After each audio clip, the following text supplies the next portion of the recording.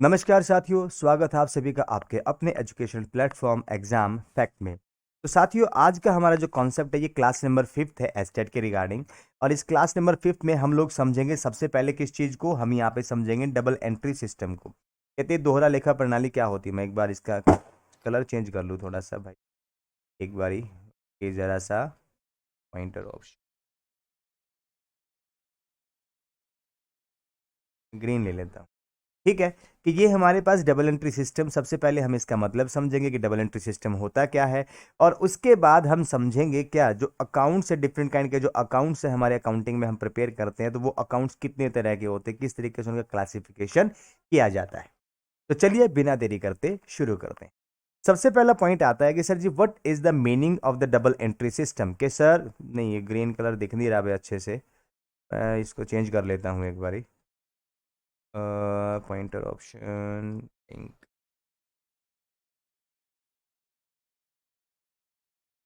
हाँ ये ठीक है। अभी यहाँ पे बात करता है सर, सबसे पहले बात करेंगे हम कि हमारे पास जो मीनिंग है उस चीज को, यहां से डायरेक्ट क्वेश्चन पूछा जा सकता है। कैसा क्वेश्चन पूछा जा सकता है, तो मैं इसको मीनिंग को बाद में क्लियर करूंगा, पहले आपको कह देंगे। वो हो सकता है आपसे पूछ ले, from the following which convey the meaning of entry system. भाई आपको तीन चार ऑप्शन दे देगा और पूछ लेगा कि बताइए इनमें से कौन सा डबल एंट्री सिस्टम के मीनिंग को एक्सप्लेन करता है। ठीक है, या फिर आपसे वहां पे पूछ लेगा what meaning of double entry system, और फिर चार ऑप्शन दे देगा। तो ये ऐसे भी क्वेश्चन यहां से कई बार देखने को मिलते हैं सीधे सीधे। ठीक है, तो चलिए बिना देरी करते अब इसके मीनिंग की तरफ चलते हैं, मीनिंग में क्या कहता है ये। ठीक है, तो सबसे पहले बात करें कि डबल एंट्री सिस्टम असल में होता क्या है, तो देखिए sir, it is a system. System का मतलब ये एक प्रणाली है सर। क्या है ये? एक प्रणाली। ठीक है, अब ध्यान दें कि ये फीचर में भी आ सकता है। डबल एंट्री सिस्टम क्या है, तो कहता है सर एक सिस्टम एक प्रणाली है, ये फीचर इसमें काउंट किया जा सकता है। ठीक है, और कौन सा सिस्टम है? वो साइंटिफिक प्रणाली है, साइंटिफिक सिस्टम है भाई। कहते हैं ये एक साइंटिफिक सिस्टम है जिसके द्वारा क्या कर रहे हैं हम लोग, हम जो बिजनेस के ट्रांजैक्शन है ना, उनको बुक ऑफ अकाउंट्स में रिकॉर्ड करते हैं। ठीक है भाई, एक सिस्टम है जिसका इस्तेमाल करके हम बिजनेस में होने वाले दिन प्रतिदिन के जो भी लेन देन है, दिन प्रतिदिन के जो भी लेन देन है, उनको क्या कर रहे हैं, बुक्स में रिकॉर्ड करते हैं। और इस सिस्टम को हम कहते हैं डबल एंट्री सिस्टम।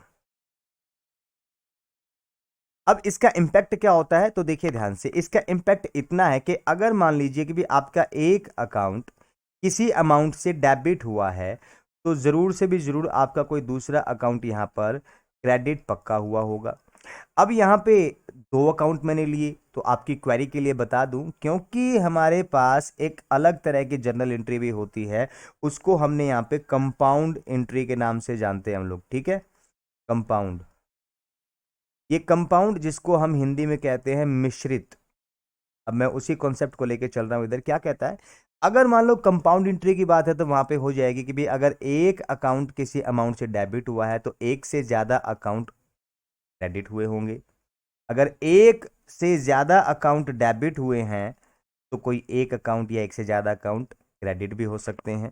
ठीक है भाई, क्या हो सकते हैं? क्रेडिट भी हो सकते हैं। तो वो चीज, तो यहाँ पे क्योंकि बच्चों के दिमाग में आएगा कि नहीं एक ही अकाउंट डेबिट होगा तो दूसरा कोई एक ही अकाउंट क्रेडिट होगा, ऐसा नहीं है। ये लिखने के लिए, डिफाइन करने के लिए हम लोग इसका इस्तेमाल कर लेते हैं, लेकिन कई बार एक से ज्यादा अकाउंट डेबिट और एक से ज्यादा अकाउंट क्रेडिट भी हो सकते हैं। सर एग्जाम्पल समझा दीजिए। तो सुनिए ध्यान से, जब इसका एग्जाम्पल होता है तो मान लीजिए हम यहाँ पे बात कर रहे हैं किसके बारे में, रेंट के बारे में। एक अमाउंट हमारे पास हो जाएगी रेंट की। ठीक है, दूसरी अमाउंट हमारे पास सैलरी। तो मान लीजिए हमने यहाँ पे रेंट पे कर दिया। क्या कर दिया? रेंट पे कर दिया। फिर हमने यहाँ पे सैलरी पे कर दी, सैलरी भी पे कर दी। ठीक है, अब क्या हो गया, दो खर्च यहाँ पे आ गए ना, खर्चे कर दिए। किस फॉर्म में करे होंगे? कैश फॉर्म में करे होंगे। तो इन दोनों का टोटल ही तो नकद में से गया होगा।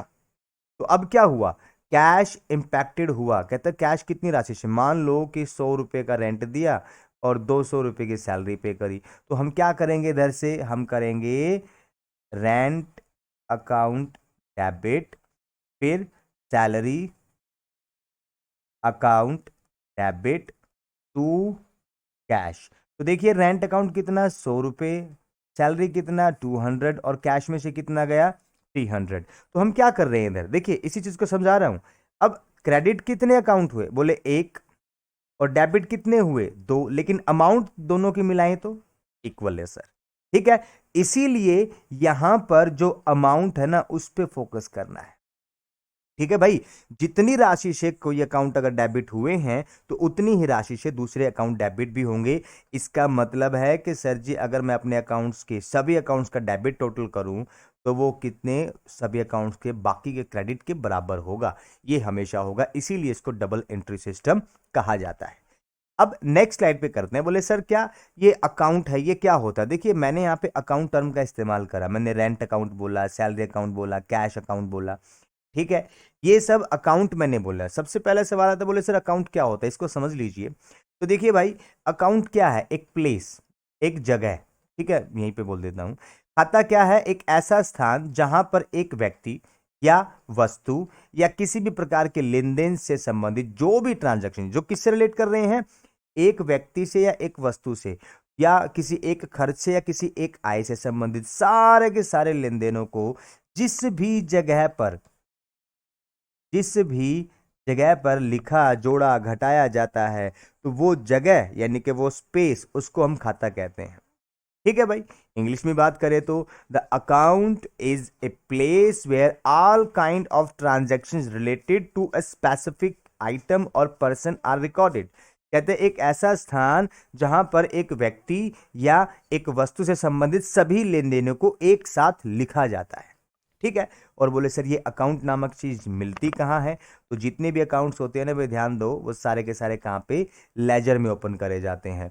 तो सर ये जो सब्सिडरी बुक होती है, ये देखो वो बुक होती है भाई, क्या होती हैं, बुक होती हैं। जैसे कि भी मैं कैश की बात करूं तो कैश अकाउंट भी है और कैश बुक भी है।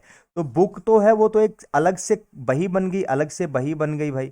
ठीक है, लेकिन ये अकाउंट है ना, ये खोले जाते हैं लेजर में। इसीलिए यहाँ पे स्पेसिफिकली मैंने मेंशन कर दिया कि जो अकाउंट्स होते हैं ना वो कहाँ पे खोले जाते हैं, वो सभी के सभी खाता बही में खोले जाते हैं, लेजर में खोले जाते हैं। उम्मीद है कि आपको अकाउंट का मतलब भी समझ में आया होगा। इसका एस्टेट के कम सीधा सीधा कोई सवाल पूछा जा सकता है तो जी नहीं, यहाँ पर कोई भी आपसे ये नहीं पूछेगा कि भाई अकाउंट क्या होता है। कभी कभार कोई क्वेश्चन आ जाए ऐसा, तो बेशक बोले खाता क्या होता है, तो आपको एक ऐसी लाइन वहां पे देखने को मिलेगी कि हाँ, तो from the following which define account, कहता है कि भी अकाउंट को कौन डिफाइन कर रहा है, तो ऐसे आपको डेफिनेशन दे देंगे चार, उनमें से कोई एक आपको फाइंड आउट करनी होगी कि हाँ ये खाते को डिफाइन कर रही है। अगली उस पर बात करते हैं। यहाँ पे कहता है कि प्रिंसिपल्स और the characteristics of double entry system के सर जी जो हमारे पास दोहरा लेखा प्रणाली है, ठीक है, दोहरा लेखा प्रणाली है सर, इसके जो प्रिंसिपल्स कह लो या इसकी विशेषताएं कह लो, बात एक ही है, जो भी है प्रिंसिपल्स ऑफ, या और कह सकते हैं, यहाँ पे और होना चाहिए प्रिंसिपल्स ऑफ। और बोले किन किन बातों को ध्यान में रखते हैं ये जिसके बिहाफ पे हम लोग ट्रांजेक्शन रिकॉर्ड करते हैं? बोले सबसे पहले तो भाई कितने, कम से कम दो खाते तो प्रभावित होंगे प्रत्येक लेन देन से। एक तो ये विशेषता है और ये प्रिंसिपल भी है भाई। अरे होते तो हैं, जी हाँ बिल्कुल होते हैं, तो मान लो यार। फिर नेक्स्ट, ये दो पक्षों का लेखा करता है, दो पक्षों यानी कि भी अगर देखो ध्यान से, इसने कहा कि दो अकाउंट यहां पे होते हैं। ठीक है, अब ये दो अकाउंट दो अलग अलग साइड ही तो होंगी, एक लेने वाला हो सकता है, एक देने वाला। अब लेने वाला जो है कि भी वो क्या हो सकता है, वो एक व्यक्ति भी हो सकता है। ठीक है, अगर मैं व्यक्ति की बात करूं तो यहां पे भी क्या होगा, व्यक्ति। तो ये दोनों के दोनों क्या है भाई, एक एक अलग अलग साइड है ना, किसी भी ट्रांजैक्शन की दो साइड होती हैं। तो वैसे ही अगर मैं संपत्तियों की बात करूं तो क्योंकि व्यक्तिगत का तो कॉन्सेप्ट यहां पे समझ में आ गया। ठीक है, अगर मैं संपत्तियों की बात करूं, या तो संपत्ति आ रही होगी, ठीक है, या जा रही होगी। तो किसी भी लेन देन के दो साइड हुए कि नहीं हुए, जी हाँ, तो बिल्कुल लेन देन के दो साइड हैं। कहता है कि भी ये दो पक्ष हैं तो दोनों को रिकॉर्ड करता है। ऐसा नहीं है कि भी आपने असेट आ गई तो आने आने का लिख दिया, उसके बदले क्या गया, उसके बदले क्या गया, इसका भी रिकॉर्ड आपको करना होगा। नेक्स्ट, जो भी पुस्तकों में लिखा है वो निश्चित यानी स्पेसिफिक रूल्स के आधार पर किया जाता है। ऐसे नहीं कि आप अपनी मर्जी से कुछ भी लिख दोगे, तो ये रूल बेस है भाई। किसके आधार पे है, बोले रूल बेस है ये। अब आपको पूछ लेगा अकाउंटिंग है, तो बोले रूल बेस अकाउंटिंग है। अब आपको पूछ लेगा double entry system rule base है, यस और नो, जी हाँ रूल बेस है। ठीक है, अब यस और नो तो खैर नहीं पूछेगा, उधर चार ऑप्शन होंगे। ठीक है, अब बात करते हैं नेक्स्ट। कहते हैं सभी अकाउंट्स का जो अंतिम बैलेंस यानी कि फाइनल बैलेंस होता है, क्लोजिंग बैलेंस होता है, वो निकाला जाता है और उसके आधार पर ही फिर क्या, ट्रायल बैलेंस यानी कि तलपट बनाया जाता है। क्या बनाया जाता है, तलपट बनाया जाता है। ये कैसे बनाया जाएगा इसको हम अगली क्लास में डिस्कस करने वाले हैं। तो ये इसके कुछ प्रिंसिपल्स हैं, ये इसकी कुछ विशेषताएं कह लो आप, ठीक है, जिनको हमने प्रॉपर तरीके से माइंड में रखना है जब भी आप कर रहे हो क्या, डबल एंट्री सिस्टम। अब हमको सर प्रैक्टिकली तो नहीं करना होगा, लेकिन आपसे सीधा सीधा इससे क्वेश्चन पूछेंगे कि तो कोई भी अकाउंट डेबिट हो रहा है, क्रेडिट हो रहा है, तो क्यों हो रहा है, उसको हम यहाँ पे अच्छे से समझेंगे।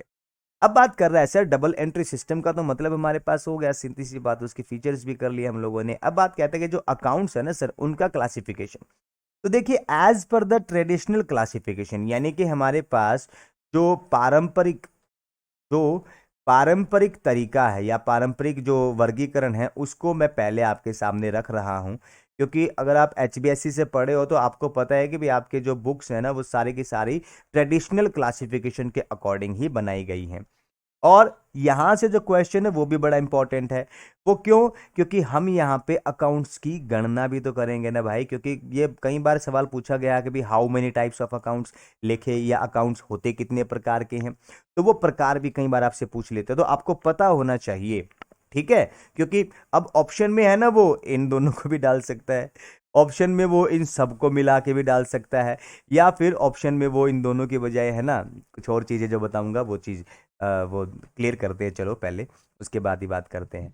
तो यहाँ पे वो कहता है देखो सर, सबसे पहली तो बात, अकाउंट होते कितने प्रकार के, तो बोले अकाउंट्स यानी कि खाता।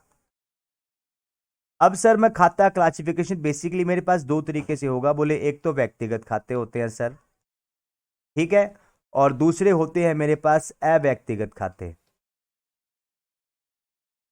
अव्यक्तिगत खाते, अब ये व्यक्तिगत खाते और अव्यक्तिगत खाते, तो इनका क्लासिफिकेशन आगे फिर से यानी कि फिर से सब डिवीजन कर दिया गया। जो व्यक्तिगत खाते होते हैं उनको हम कहते हैं क्या, उनको हम कहते हैं वास्तविक खाते, सॉरी अव्यक्तिगत खातों को।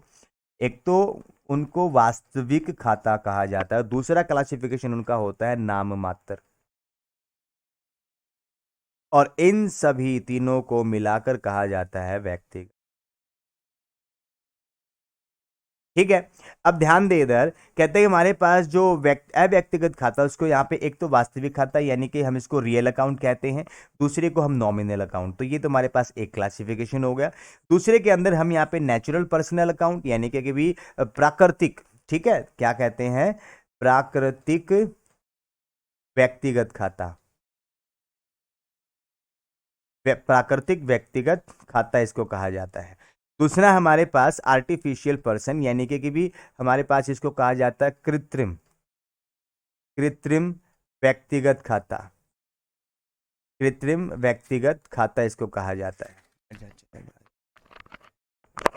कृत्रिम व्यक्तिगत खाता इसको कहा जाता है। और तीसरा हमारे पास इसको कहा जाता है क्या, रिप्रेजेंटेटिव, यानी कि भी इसको हिंदी में क्या कहेंगे यार, समझ में नहीं आता कई बारी, चलो इसको मैंने आगे क्लासिफाई करा, वहां से देख लेंगे। तो इस तरीके से क्लासिफिकेशन किया जाता है।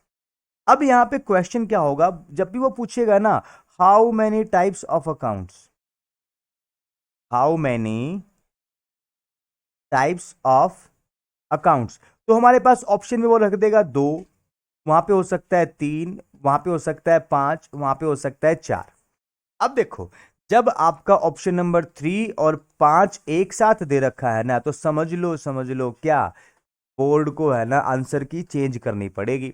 क्यों करनी पड़ेगी, क्योंकि अकाउंट्स को बेसिकली तो हम तीन, देखिए मैंने कितने तीन बोले, एक तो मैंने बोला इसको वास्तविक, दूसरा मैंने बोला इसको नाम मात्र, और तीसरा ये सब मिला के हमारे पास क्या व्यक्तिगत बन गए। तो तीन अकाउंट का क्लासिफिकेशन तो ये है। लेकिन अगर इसकी सब कैटेगरीज को आप यहाँ पे एनालिसिस करोगे तो कितने बन गए हमारे पास, तो 1 2 3 4 5, तो 3 भी ऑप्शन और 5 भी ऑप्शन दोनों सही हैं। अब जिस बच्चे ने यहाँ पे पांचों की कैटेगरी में पढ़ रखा था वो तो 5 आंसर करेगा, जिसने 3 पढ़ रखा वो 3 आंसर करेगा। तो इसीलिए मोस्टली 5 और 3 एक साथ कभी भी आपको ऑप्शन में दिए ही नहीं जाते। तो वहां पे क्या होगा, वहां पे यहाँ पे हो सकता है कि वो आपको 6, तो अगर ऑप्शन में 3 आ रहा है तो आप 3 को टिक करोगे, और अगर ऑप्शन में 3 की जगह पे यहाँ पे लिख दे वो 5 तो आप 5 को टिक करोगे। उम्मीद है कि आपको क्वेश्चन अटेम्प्ट कैसे करना है वो भी पता लग गया होगा। नेक्स्ट, अब हमने ट्रेडिशनल कॉन्सेप्ट के अकॉर्डिंग तो चीजों को पढ़ लिया, थोड़ा सा मॉडर्न क्लासिफिकेशन भी पढ़ लेते हैं। तो यहाँ पे वो कहता है कि भी मॉडर्न क्लासिफिकेशन, ये बेसिकली जो क्लासिफिकेशन है ना, देखो पिछला ट्रेडिशनल तो एचबीएससी में होता है, लेकिन जो सीबीएसई की बुक्स हैं, सीबीएसई इनकी बुक्स में, क्योंकि प्राइवेट बुक्स लगवाते हैं मोस्टली स्कूल्स यार, तो वहाँ पे जो अपने आप को थोड़ा सा आजकल के जो अकाउंटिंग है उसके अकॉर्डिंग जो क्लासिफिकेशन है वो कितने तरीके का, 5 तरह का कर दिया अकाउंट्स का भाई। एक को कहा कैपिटल, एक को कहा लाइबिलिटीज, दूसरे को कहा असेट्स, तीसरे को कहा इनकम, और सॉरी चौथे को कहा इनकम, और पांचवे को कहा एक्सपेंडिचर। अब ये 5 तरीके के अकाउंट बताए, लेकिन मैंने क्या किया, मैंने वापस आपको ट्रेडिशनल की तरफ लेके जा रहा हूं। कहता है पहले दो जो अकाउंट है ना, कैपिटल और लाइबिलिटी, ये कंसिडर करे जाते हैं पर्सनल अकाउंट्स के अंदर। असेट्स को हम मानते हैं क्या, रियल अकाउंट, और इनकम एंड एक्सपेंडिचर को हम मान लेंगे नॉमिनल अकाउंट। तो वापस 3 पे आए कि नहीं आए, यानी कि इन्हीं को ब्रॉडर जब थोड़ा सा मॉडर्न के अकॉर्डिंग एक्सप्लेन करते हैं तो यही क्लासिफाई हो जाते हैं 5 के 5। यानी कि अगर देखा जाए तो अकाउंट कितने प्रकार के, तो एक 3 प्रकार के कह लो या 5 प्रकार के कह लो, दोनों के दोनों वही है, क्योंकि आगे इन 3 अकाउंट्स की ही सब डिविजन्स करी जा रही है। या फिर वो आपको पूछ सकता है, कहता है मॉडर्न क्लासिफिकेशन के अकॉर्डिंग अकाउंट्स कितने तरह के हैं, तो तब आपका जवाब क्या होगा, तब आपका जवाब होगा 5। समझ आई होगी बात, बहुत अच्छे। चलिए अब आगे चलते हैं। अब मैंने आगे यहाँ पे जो पर्सनल अकाउंट्स हमने पढ़े हैं उनको क्लासिफाई करा, तो उनका एक एक का यहाँ पे प्रॉपर तरीके से एक्सप्लेनेशन हम लोग देंगे। तो समझिए सबसे पहले पर्सनल अकाउंट्स होते क्या है। तो sir ji we can say that all the accounts consider as personal account which denotes a person या which represent a person या which are open for directly for a person, किसी के नाम से खोला जाए। अब यहाँ पे पर्सन टर्म का इस्तेमाल किया मैंने, तो पर्सन को सिर्फ एक व्यक्ति मत मानना, यहाँ पे समझने की बात है। पर्सनल के अंदर इंडिविजुअल्स यानी कि जिंदा इंसान वो भी पर्सनल होता है, आप हैं मैं हूं।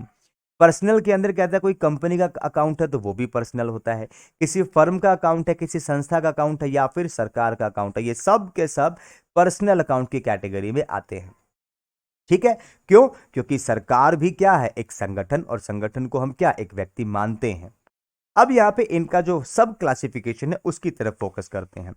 किसी भी अकाउंट को मैं कैसे पता करूं कि सर वो नेचुरल पर्सनल अकाउंट है, मैं कैसे पता करूं कि वो आर्टिफिशियल पर्सनल अकाउंट है, मैं कैसे पता करूं कि वो एक रिप्रेजेंटेटिव, ठीक है, वापस फिर से अटक गए हिंदी मीडियम पे यार, चलो समझाते हैं इस चीज को भी। यहाँ पे कहता है नेचुरल पर्सनल अकाउंट, तो मुझे कैसे पता लगेगा सर, तो देखिए कोई भी एक अकाउंट है ना जहां पे किसी व्यक्ति का नाम आता है, जैसे कि राम का खाता हो गया, नरेश का खाता हो गया, सुरेश का खाता हो गया, रमेश का खाता हो गया, ये सब के सब पर्सनल हैं, लेकिन कौन से, ये सब के सब प्राकृतिक है, क्योंकि जिंदा इंसानों को डिनोट कर रहा है भाई ये, यहाँ पर लिविंग बीइंग के नाम से अकाउंट खोले जा रहे हैं। ठीक है, दूसरी बात जो है आर्टिफिशियल, यानी कि हम इनको कृत्रिम अकाउंट या खाते कहते हैं, कृत्रिम व्यक्तिगत खाते कहते हैं। तो ये क्या है, तो कहते हैं those accounts which are denote that person which is recognised as a person by the law. कहते हैं वो व्यक्ति इसमें शामिल करे जाते हैं जिनको कानूनी रूप से तो एक व्यक्ति माना गया है, लेकिन असल में उनका एग्जिस्टेंस नहीं है यार, वो फिजिकली अवेलेबल है ही नहीं। जैसे कि टाटा, टाटा का नाम सुना है ना, अरे बाय बाय वाला टाटा नहीं, इधर टाटा कंपनी की बात कर रहा हूँ भाई, टाटा एंड सन्स की बात कर रहा हूँ। और जियो, जियो जियो, जी हाँ जियो, और उसके साथ साथ इसी को थोड़ा सा उल्टा करते हैं, गवर्नमेंट। ठीक है भाई, तो गवर्नमेंट की बात इधर है। तो ये सारे के सारे क्या है, वो आर्टिफिशियल पर्सन है जो किसी ऑर्गेनाइजेशन को, किसी कंपनी को, किसी फर्म को, किसी संगठन को या किसी सरकार को डिनोट कर रहे हैं। इनको क्या हुआ, कानूनी रूप से इनको मान्यता है, कानूनी रूप से इनको एक व्यक्ति मान लिया गया, लेकिन असल में इनका फिजिकल एग्जिस्टेंस नहीं है। कहता है हम सरकार के नाम पे क्या करते हैं, हम सरकार के नाम पे उन व्यक्तियों को देखते हैं, लेकिन क्या असल में सरकार कहीं दिखती है? जी नहीं। हम टाटा कंपनी की बात करते हैं तो टाटा कंपनी के नाम पे हम सिर्फ बिल्डिंग देख रहे होते हैं, जबकि वो तो टाटा कंपनी की एक असेट है। असल में टाटा कंपनी कहाँ है? दिखेगी नहीं। ठीक है, जियो कंपनी कहाँ है? दिखेगी नहीं। तो फिजिकल एग्जिस्टेंस इनका नहीं होता, इसी वजह से इनको हम यहाँ पे क्या मानते हैं, इनको हम आर्टिफिशियल पर्सन मानते हैं। फिर यहाँ पे बात करते हैं कि भी रिप्रेजेंटेटिव पर्सनल अकाउंट कौन से होते हैं। कहते हैं वो सारे के सारे अकाउंट्स जो रिप्रेजेंट कर रहे हैं किसी व्यक्ति को। अब व्यक्ति की बात कह रहा हूं, इधर ध्यान में रख लेना, व्यक्ति का नाम यहां पर वापस फिर से जो किसी फर्म को, किसी ऑर्गेनाइजेशन को या किसी इंडिविजुअल को रिप्रेजेंट कर रहे हो, वो सब के सब अकाउंट इसके अंदर शामिल करे जाते हैं। जैसे कि सैलरी आउटस्टैंडिंग, कहता है सैलरी पे कर दी तो नॉमिनल अकाउंट की कैटेगरी में आता है, जो भी हमारे पास है। लेकिन जब सैलरी आउटस्टैंडिंग तो किसी पर्सन की नहीं दी होगी, ठीक है, किसी पर्सन की नहीं दी होगी। जब किसी पर्सन की नहीं दी तो क्या कर रहा है, वो रिप्रेजेंट कर रहा है ना किसी व्यक्ति को, किसी पर्सन को। उम्मीद कर रहा हूं कि आप लोग इस चीज को समझ चुके होंगे। तो पर्सनल अकाउंट्स की कैटेगरी में यहां पे आपको प्रॉब्लम नहीं होनी चाहिए। और फिर भी अगर आती है तो कोई बात नहीं, चिंता क्यों करते हो, हम बैठे हैं ना, डिस्कशन करेंगे इस चीज को लेकर भी। नेक्स्ट, अब कहता है सर जो पर्सनल अकाउंट हमारे पास है तो उसके नियम क्या है, रूल ऑफ पर्सनल अकाउंट, जो व्यक्तिगत खाता है सर तो उसके नियम। तो देखिए भाई, कोई भी अकाउंट है ना, आपको पता ही है कि भाई हर एक अकाउंट की दो साइड होती है, एक साइड डेबिट कहते हैं, एक साइड क्रेडिट कहते हैं। अब आपके जो लेफ्ट हैंड साइड में है वो डेबिट है और आपके राइट हैंड साइड में जो वो क्रेडिट है। अब कहता है कि सर मैं इसके अंदर, यानी कि अगर मान लो कि भी मैं कहता हूं राम का खाता, ठीक है, राम्स अकाउंट, तो मुझे ये बताइए ना सर कि राम के अकाउंट में मैं किसी भी चीज को डेबिट कब करूंगा। तो कहता है जब राम को कोई राशि प्राप्त हो रही होगी, कोई आइटम मिल रही होगी, तभी मैं उसके खाते को क्या करूंगा, डेबिट करूंगा। और जब राम किसी को कोई चीज देगा तो तब उसके खाते को क्या करूंगा, क्रेडिट करूंगा। अब मान लीजिए मैंने राम को 20,000 रुपए का माल बेच दिया, ठीक है, यानी कि गुड्स सोल्ड टू राम। अब यहां पे देखिए राम क्या है, आपने पहचान लिया भाई, एक पर्सनल अकाउंट है सर, पहचान लिया, बहुत अच्छे, आप तो स्मार्ट हो गए हो। अब क्या किया है सर जी, हमने सेल करी है, ठीक है, कितने रुपए की करी है, 20,000 रुपए की करी है। तो हमने राम को ये माल नकद में नहीं दिया, उधार में दिया है। अब उधार में दिया है तो मैंने अपनी बुक्स में राम का खाता खोल लिया। अब मैंने क्या किया कि भी मैंने राम को माल दिया, तो प्राप्तकर्ता यानी कि रिसीवर कौन हुआ, राम। तो मैंने राम के अकाउंट में लिख दिया भाई राम को मैंने माल दिया, क्या कर दिया, मैंने उसको सेल कर दिया। तो राम के खाते में डेबिट क्यों किया, क्योंकि राम माल का प्राप्तकर्ता है। अब राम ने मुझे पैसा दे दिया, राम ने बाद में मुझे पैसा दे दिया, तो मैं क्या कर रहा हूं कि राम पे टू मी, तो मुझे क्या मिल गया, मुझे कैश मिल गया। अगर मैं पूछूं किसने दिया, यानी कि गिवर कौन है, देने वाला कौन है, तो मैं कहूंगा राम। तो मैं क्या करूंगा कि राम ने मेरे को पैसा दे दिया। तो राम को मैंने कब डेबिट किया, कब क्रेडिट किया, इस रूल के बिहाफ पे हुआ कि नहीं हुआ। समझ में आई बात। ये मैं चीज क्यों कह रहा हूं, क्योंकि सारे के सारे पर्सनल अकाउंट्स पे आपने यही रूल अप्लाई करना है, भले ही वो नेचुरल पर्सन हो, भले ही वो आर्टिफिशियल पर्सन हो, और भले ही वो रिप्रेजेंटेटिव पर्सनल अकाउंट हो। ठीक है, ऐसा इसलिए बोले सर ये तो प्रैक्टिकली करेंगे तब की बात है। जी नहीं, जब आप एस्टेट के पेपर के अंदर बैठते हो तो आपको कई बार पूछा जाता है, कहता है जैसे कि भी मैं यहाँ पे सीधी सीधी बात है, कहता है राम को माल बेचा, यहां पर पूछ ले which account will be debited, transaction दे दी, राम को माल बेचा, और पूछ लिया which account will be debited, भाई कौन सा खाता डेबिट होगा। तो तब आप तभी तो आंसर कर पाओगे जब आपको ये चीजें पता होंगी। बताइए भाई कौन सा खाता डेबिट होगा, तो राम का खाता डेबिट होगा ना यार। तो आपको जब ये रूल पता होंगे तभी तो बता पाओगे। तो इस तरीके से क्वेश्चन आपको एस्टेट में पूछे जा सकते हैं। उम्मीद करता हूं कि आपको ये कॉन्सेप्ट भी समझ में आ गया होगा। अब अगले पॉइंट पे चलते हैं। अगला जो हमारे पास स्लाइड है उसके अंदर यहां पे कहा गया है रियल अकाउंट। रियल अकाउंट होता क्या सर, इसको हम सामान्य हिंदी में कहते हैं वास्तविक खाता। कौन सा खाता, वास्तविक खाता। अब ये वास्तविक खाता इसको बोला गया है सर, तो इसका क्या चीजें हैं, तो देखिए भाई वो सारी की सारी वस्तुएं जिनको हम मनी में मेजर कर सकते हैं, और जो व्यवसाय की संपत्ति हैं, ठीक है, तो वो सारी की सारी क्या है, वास्तविक। लेकिन इसके साथ साथ एक और चीज कहता है कि भी जो मोस्टली कहते हैं कि भी बिजनेस को या जिनका इस्तेमाल करके, ये लाइन यहाँ पे लिखी नहीं है, मैं ऐड ऑन कर रहा हूं, जिनका इस्तेमाल करके व्यक्ति या फर्म लाभ कमाएगा, तो वो सारी की सारी वस्तुएं वो क्या है, वो वास्तविक यानी कि सर संपत्तियां बन जाएगी बिजनेस की। और संपत्ति बनेगी तो उसको किस कैटेगरी में, यानी कि वास्तविक खाते में समाहित कर लिया जाएगा। बोले सर इसका नियम क्या है फिर, तो यहां पे कहते हैं कि डेबिट व्हाट कम्स इन, यानी कि जो आया उसको क्या कर देंगे, डेबिट, और क्रेडिट किसको करेंगे, जो गया। जैसे कि पिछली स्लाइड पे मैंने यहां पे बात करी थी, राम को माल बेचा, तो देखिए ध्यान से, जो कैश था, क्योंकि राम ने मेरे को बाद में पैसा दिया था ना, तो राम ने जब मुझे पैसा दिया तो मैंने क्या करा, मैंने यहां पे कैश को डेबिट किया और राम को क्रेडिट किया। तो अब कैश तो सर मेरी संपत्ति है, तो संपत्ति को मैंने डेबिट किया, तो डेबिट व्हाट कम्स इन, क्या आया मेरे पास कैश आया। क्या आया, मेरे पास कैश आया। समझ में आई बात। और जब इससे पहले हम लोगों ने जो चीजें पढ़ी थी, वहां पे मैंने आपको ट्रांजैक्शन के टाइम पे बताया था कि भाई हाँ हम लोगों ने ट्रांजैक्शन करी है।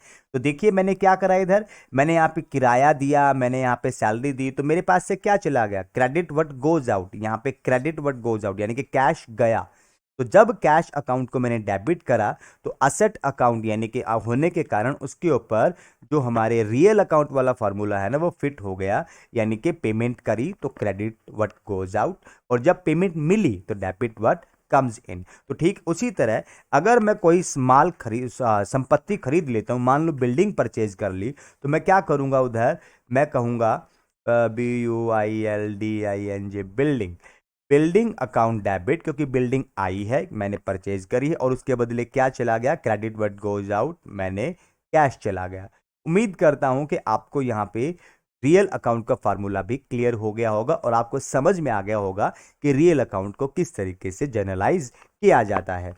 Next, nominal accounts. तो कहते हैं all the accounts related to the income and expenditure. Sir ji वो सभी के सभी खाते जिनका व्यवसाय की आय और खर्च से संबंध होता है, या एक कह सकते हैं कि भी वो सारे खाते जो इनकम और एक्सपेंडिचर को डिनोट करते हैं, वो किसमें, नाम मात्र की श्रेणी में रखे जाते हैं। अब ऐसा क्यों सर, इनको नाम मात्र क्यों कहा गया, क्योंकि इनका कोई फिजिकल एग्जिस्टेंस होता नहीं है, इनको हमने क्या कर लिया, मान लिया, क्योंकि ना तो इनके बदले बिजनेस के पास कोई संपत्ति आ रही होती, ना इनके बदले यूं कहा जाए कि बिजनेस को कोई खास यहाँ पे ये एक नॉर्मल रूटीन वाले खर्चे हैं यार। अब आप कहोगे सर जी खर्चा कैश जाएगा तो कॉन्ट्रा हो जाएगा, नहीं नहीं नहीं, कैश इनके बदले जाता जरूर है, लेकिन इनके बदले मेनली हाँ ये चीज समझ सकते हो कि मुख्य रूप से सेवाओं को, ठीक है भाई, ज्यादातर क्या है, सेवाओं को प्राप्त करने, ये चीज सबसे बढ़िया, सेवाओं को प्राप्त करने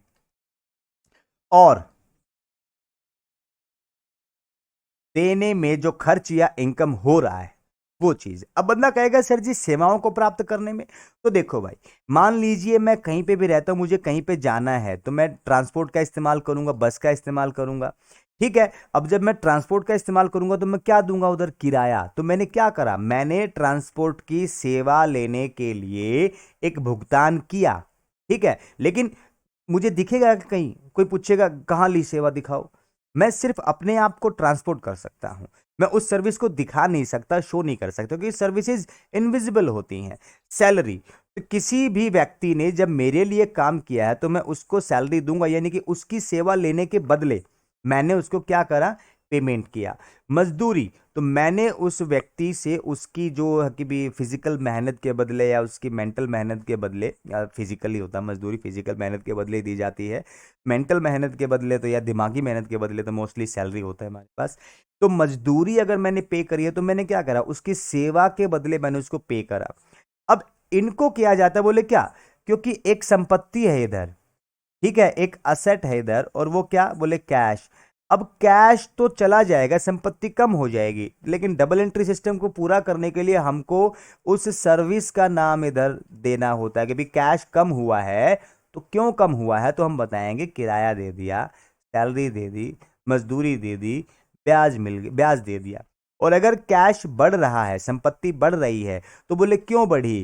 किराया मिल गया, मजदूरी सॉरी ब्याज मिल गया। इस तरीके से हमको यहाँ पे बात है। तो ध्यान दे, अब इस कॉन्सेप्ट में भी कहते हैं जब मैंने खर्च किया था, जब मैं खर्च करता हूं, मुझे पेमेंट करना पड़ता है, तो मेरे पास से यहाँ पे क्या होगा, मैं उस अकाउंट को या उस खर्चे को क्या करूंगा, हमेशा डेबिट करूंगा। और अगर मुझे कोई इनकम हो रखी है तो मैं उसको क्रेडिट करूंगा। जैसे कि अगर मैं यहाँ पे बात करूं, मैंने रेंट दिया, किराया दिया, तो मैं क्या करूंगा, rent account debit to cash. अगर मुझे यहां पर रेंट मिला है तो मैं क्या करूंगा, कैश अकाउंट डेबिट टू क्या, रेंट। अब ध्यान दे, मैंने कैश के ऊपर फोकस ही करना है डबल एंट्री के लिए, यानी यहाँ पे इसको समझा रहा हूं, क्योंकि नॉमिनल अकाउंट तो सिर्फ ये है। कौन सा है? सिर्फ ये नॉमिनल अकाउंट, सिर्फ ये है। कौन सा? Rent account. अब देखो, जब मैंने किराया दिया तो खर्चा हो गया, डेबिट कर दिया, और जब मुझे किराया मिला तो इनकम हो गया, इसीलिए क्रेडिट कर दिया। उम्मीद करता हूं कि ये कॉन्सेप्ट भी आपको समझ में आ गया होगा।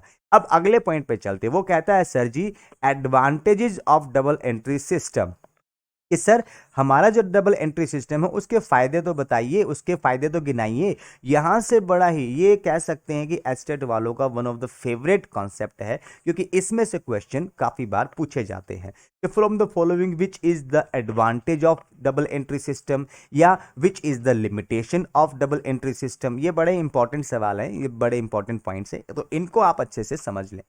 ठीक है, हिंदी मीडियम हो तो कोई चिंता वाली बात नहीं यार, ये तो सीधे सीधी सी लैंग्वेज है, इनको तो आप पढ़ सकते हो आसाम से। यहाँ पे सबसे पहला बोला क्या, साइंटिफिक सिस्टम है सर। क्या बोले? वैज्ञानिक प्रणाली है सर। कौन सी प्रणाली है? वैज्ञानिक प्रणाली है। क्यों क्यों कहा गया वैज्ञानिक प्रणाली? क्योंकि सर सारा का सारा काम है ना, रूल्स पहले से ही सेट है, किस तरीके से अकाउंट को डेबिट करोगे, किस तरह क्रेडिट करोगे, कैसे ट्रायल बैलेंस बनाओगे, कैसे ट्रेडिंग अकाउंट बनाओगे, कैसे प्रॉफिट एंड लॉस अकाउंट बनाओगे, एवरीथिंग इज सेट। किसी भी चीज को आप अपनी तरफ से मॉडिफाई कर ही नहीं सकते। तो यहाँ पे क्या कहा, जब आप कुछ चेंज ही नहीं कर सकते तो आपको यहाँ पे प्रॉपर जो पहले से सेट रूल्स हैं उनका इस्तेमाल करना होगा, और इसीलिए उसको क्या कहा, साइंटिफिक सिस्टम कहा। उम्मीद है कि ये कॉन्सेप्ट भी आपको पल्ले पड़ गया होगा। कंप्लीट रिकॉर्ड, अब क्योंकि सर बिजनेस में होने वाले हर एक लेन देन को तो ये रिकॉर्ड करता है, ठीक है, सारे के सारे लेन देन। अब जब सब कुछ ये रिकॉर्ड करता है तो कंप्लीट रिकॉर्ड तो देगा ना सर हमको। क्यों भाई? क्रोनोलॉजिकल वे में करता है, यानी कि डे टू डे की दिन की हर एक ट्रांजैक्शन को वो टाइमली रिकॉर्ड करता रहता है। तो क्या मुझे यहाँ पे कंप्लीट रिकॉर्ड नहीं मिलेगा? तो इसका फायदा हुआ कि नहीं हुआ? बिल्कुल हुआ सर। अब easy to prepare trial balance, जब मैंने सारी चीजें रिकॉर्ड कर ली, जब मैंने लेजर बना लिया डबल एंट्री सिस्टम की हेल्प से, तो बाद में मुझे ट्रायल बैलेंस बनाने में कितनी आसानी होगी। देखिए, क्योंकि ट्रायल बैलेंस में हम सभी अकाउंट्स का बैलेंस ही तो लिख रहे होते हैं, तो हमको यहाँ पे कितनी आसानी होगी आप इस चीज को सोच नहीं सकते। जब करोगे तभी तो पता लगेगा। फिर बात करते हैं प्रिपरेशन ऑफ ट्रायल बैलेंस। भाई डबल एंट्री सिस्टम की वजह से ही तो पॉसिबल हो पाया कि हम यहाँ पे व्यापारिक खाते, हम यहाँ पे प्रॉफिट एंड लॉस अकाउंट बना पा रहे हैं। व्यापारिक खाते से हम यहाँ पे अपना जो है कि भी सकल लाभ पता कर सकते हैं, ठीक है, या सकल हानि। और जो आपका प्रॉफिट एंड लॉस है उससे हम यहाँ पे शुद्ध लाभ या हानि, ठीक है, शुद्ध लाभ या हानि पता कर सकते हैं। और इसी के साथ साथ डबल एंट्री सिस्टम की वजह से ही तो संभव हो पाया कि हम अपनी बैलेंस शीट बना पाएंगे। और बैलेंस शीट बना पाएंगे तो क्या हमको बिजनेस की फाइनेंशियल पोजीशन का पता नहीं लगेगा? बिल्कुल लगेगा। तो यानी कि डबल एंट्री सिस्टम की वजह से ही हमको यहाँ पर क्या फायदा मिला, हम जान सकते हैं सर कि जो बिजनेस है उसकी फाइनेंशियल पोजीशन कैसी है, अच्छी है, बुरी है, या ठीक ठाक है। नेक्स्ट, जब सब कुछ रूल बेस्ड चल रहा होता है, कोई मॉडिफिकेशन नहीं होता, तो आपके जो फ्रॉड होते हैं वो उसमें चांसेस होंगे कि बहुत कम फ्रॉड होंगे। यानी कि ये फ्रॉड्स को प्रिवेंट करता है, उनको रोकने की कोशिश करता है। रोकने की कोशिश क्या, मोस्टली रोक ही देता है भाई। हाँ, वो चीज़ अलग है कि भी कोई एक आउटस्टैंडिंग पर्सनैलिटी है जो अकाउंट्स को बेहद अच्छे तरीके से जानता है और कुछ लूप होल्स का इस्तेमाल करता है, जिसकी वजह से ऐसा कई बार कर लेते हैं लोग, लेकिन वो भी अकाउंटिंग में नहीं कर सकता। वो भी अकाउंटिंग शुरू करने से पहले ही करेगा, ठीक है। अगर वो अकाउंटिंग में गड़बड़ करेगा तो उसका पता लग जाएगा। तो इसीलिए यहाँ पे ये कहा जाता है कि भी अकाउंटिंग है ना, वो फ्रॉड्स को कंट्रोल करता है कंप्लीटली। Next, legal approval. अब क्योंकि सरकार भी तो यही कहती है कि भी आप प्रॉपर तरीके से अकाउंट मेंटेन करो, तो यहाँ पे कहा गया कि जो अकाउंटिंग है ना भाई, उसको लीगल अप्रूवल है, ठीक है।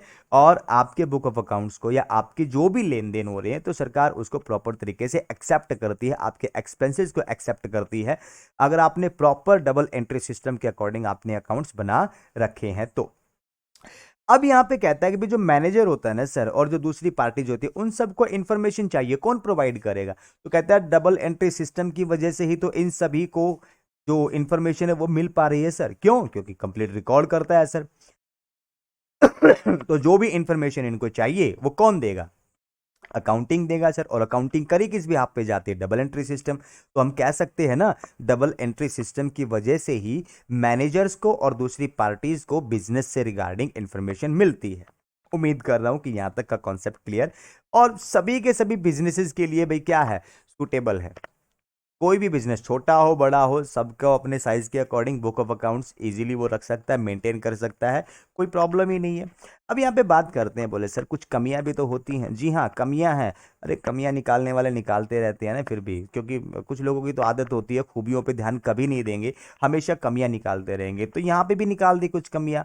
एक आदमी बोला यार महंगा है, यानी कि अकाउंटिंग लगा तो लें, मुझे अकाउंटेंट लगाना पड़ेगा क्योंकि मुझे तो ज्ञान नहीं, मुझे बहुत सारी किताबें रखनी पड़ेंगी, ठीक है, और उनको प्रॉपर तरीके से मेंटेन करना पड़ेगा, फिर मैंने वो गवर्नमेंट से अप्रूवल वगैरह ब्ला ब्ला ब्ला बहुत सारे खर्चे बता के उसने क्या बोला, बोले एक्सपेंसिव है। तो जी हाँ, एक्सपेंसिव है, मैं मानता हूँ, लेकिन बेनिफिट तो बहुत ज़्यादा है ना यार। तो इसीलिए भले ही कोई बंदा ध्यान में रखे डबल एंट्री सिस्टम के अकॉर्डिंग नहीं करता, लेकिन सिंगल एंट्री सिस्टम तो फिर भी बंदा करता है।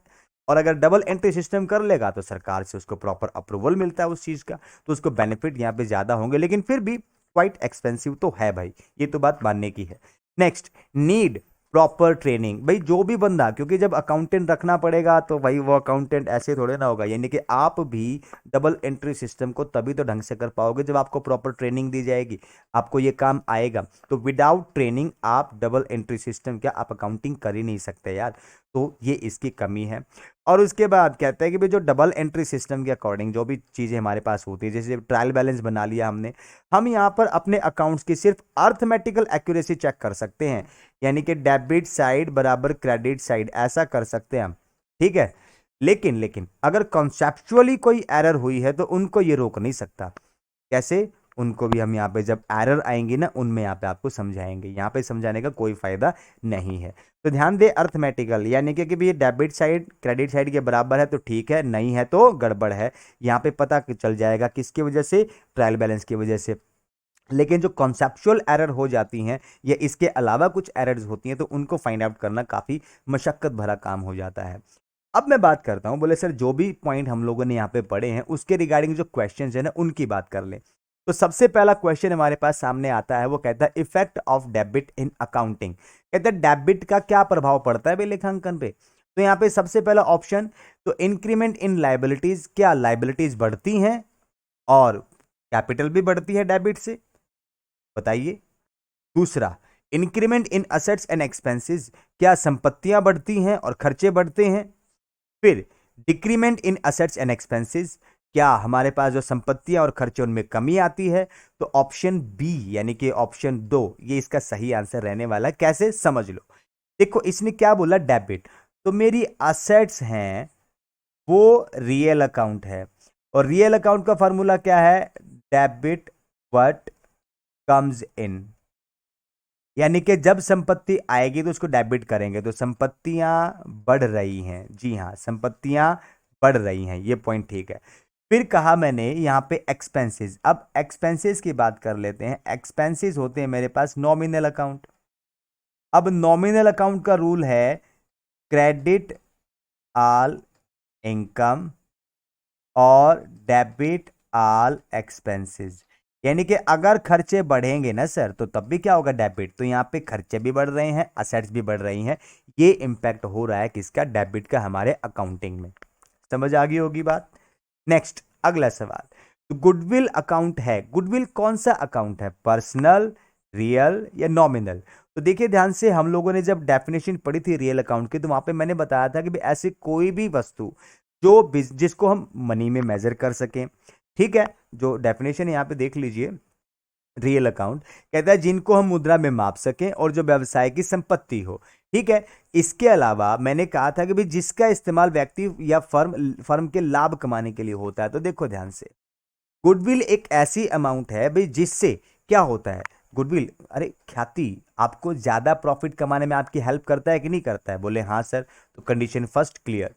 दूसरा, बोले सर ये सिर्फ आप ही के काम आ सकती है और आप ही की संपत्ति है, सेकंड। और तीसरा कहता है इसको मनी में मेजर किया जा सकता है। भाई कंप्लीटली मेजर नहीं, लेकिन एक एस्टिमेट तो लगाया ही जा सकता है। और इसके साथ साथ जो मेन चीज है वो तो यही है भाई, गुडविल ख्याति बंदा कमाता है या खरीदता है कुछ नहीं फर्क पड़ता। तो सिंपल सी बात है, रियल अकाउंट। तो गुडविल कौन सा खाता है? रियल अकाउंट है। उम्मीद करता हूं आपको ये क्वेश्चन भी समझ में आया होगा। इससे अगले क्वेश्चन पे चलते हैं। वो कहता है from the following which is a personal account. तो आपने इनमें से व्यक्तिगत खाते को ढूंढना है। तो कौन सा? Option A machinery. नहीं सर, मशीनरी तो एक असेट है। ठीक है, और असेट है तो क्या हो जाएगा हमारे पास? रियल। फिर बात करता है प्लांट, सर ये भी एसेट है तो ये भी कौन सा काउंट हो जाएगा? रियल। सर जी रेंट, ये नॉमिनल, ये हमारे पास क्या है? रेंट। अगर मिला होगा तो इनकम है और पे किया होगा तो खर्चा है। तो सिंपल सी बात है, नॉमिनल। ठीक है, इनकम एंड एक्सपेंडिचर में से कोई भी हो सकता है ये। और इसके अलावा गवर्नमेंट ऑफ इंडिया तो आपको पहले ही बता चुके हैं कि भी सरकार के नाम का खाता अगर खुला है तो वो क्या है? पर्सनल। तो ऑप्शन डी। ठीक है, option D is the right answer, यानी कि ऑप्शन नंबर 4 यहां पे सही जवाब है। तो अगले सवाल पे चलते हैं। वो कहता है नेचर ऑफ ट्रेडिंग अकाउंट। कहते हैं जो व्यापार खाता है या व्यापारिक खाता है। ठीक है, व्यापारिक। अभी अभी हम लोगों ने पढ़ा था ना ट्रेडिंग अकाउंट, ये वही वाला है भाई। व्यापारिक खाता है तो उसकी नेचर क्या है? Personal, real, nominal.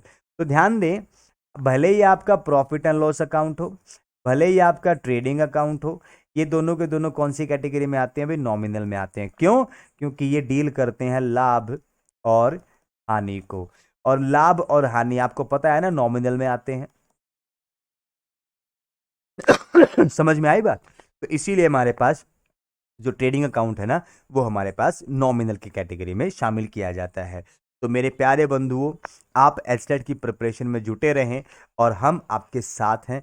इसी नोट के साथ आज के लिए धन्यवाद आपका, लेक्चर को प्रॉपर तरीके से देखने के लिए, क्योंकि आप ही के करियर की बात है। मिलते हैं नए लेक्चर में, तब तक के लिए बाय बाय, धन्यवाद।